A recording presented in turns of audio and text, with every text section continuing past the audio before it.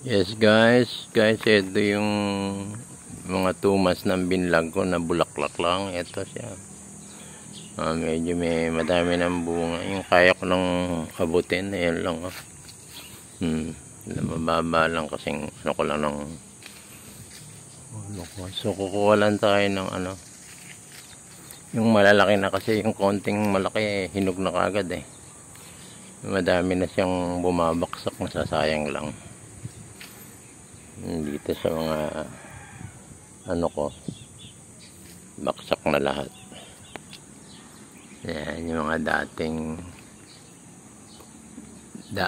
dating bulaklak. Madami na rin bumaksak pag umahangin, tsaka yung mga kinakain ng ibon. Kuwalan tayo ng konti pa. Yan, pati dun sa likod ayun meron pa malalaki na, mas malaki oh. Ayan, matataas ang bunga. Kaya lang mataas. Kailangan pa ng panungkit. Anuhin muna natin itong mababa. Guys, kuha tayo no. Yung maabot lang tsaka yung medyo malaki na.